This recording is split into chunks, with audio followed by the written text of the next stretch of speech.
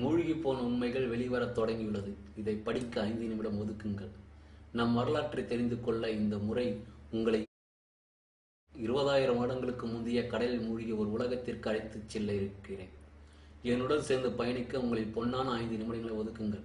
இங்குதான் உலகின் முதல் மனிதன் பிறந்ததாக வரலாற்று ஆய்வாளர்கள் தெரிவிக்கிறார்கள். இங்குதான் நம் மூதாதையர்கள் வாழ்ந்தனர். இங்குதான் நாம் இன்று பேசிக் கொண்டிருக்கும் நம் தமிழ் பிறந்தது. இங்குதான் இன்னும் பல வரலாற்று அதிசயங்கள் நிகழ்ந்துள்ளது. ஆம், இதுதான் நாவலன் தீவு என்று அழைக்கப்பட்ட குமரி கண்டம். கடலுக்கடியில் இன்று அமைதியாக உறங்கிக் கொண்டிருக்கும் இது ஒரு காலத்தில் பிரம்மாண்டமாக இயங்கிக் கொண்டிருந்த ஒரு தமிழ் கண்டம். இன்று தனித்தனி நாடுகளாக உள்ள ஆஸ்திரேலியா, தென்னாப்பிரிக்கா, இலங்கை மற்றும் இன்றுள்ள சில சிறு சிறு தீவுகளை இணைத்தவாறு இருந்த ஒரு பிரம்மாண்டமான இடம்தான் குமரி கண்டம்.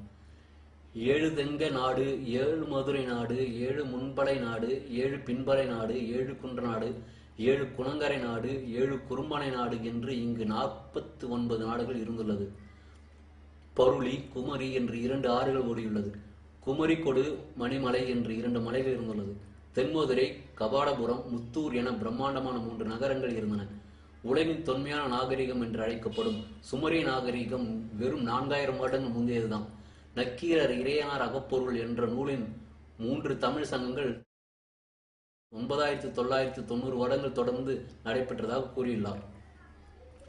தமிழின் முதல் சங்கம் இந்த கடலுக்கடியில் உள்ள தென்மதுரையில் கிமு 4440 4449 புலவர்களுடன் சிவன், முருகன், அகஸ்தியருடன் 39 மன்னர்களும் இணைந்து பரிபாடல், முதுநாரை, முடுகுறுக்கு, களரிய விரை, பேரதிகாரம் ஆகிய நூல்களை இயற்றப்பட்டது. இதில் அனைத்துமே அழிந்துவிட்டது.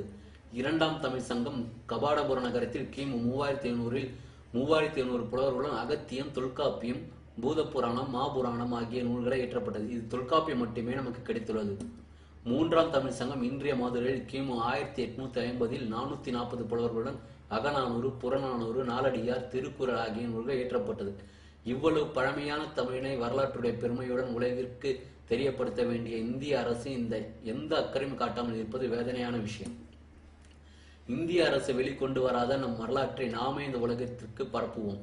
இனிமேல் நாம் 2000 வருடம் பழமையானவர்கள் என்று பழங்கதையை விட்டுவிட்டு 20,000 வருட உலகின் முதல் இனம் நம் தமிழ் இனம் என்று பெருமையுடன் கூறுவோம். வரலாற்று தொடரும்.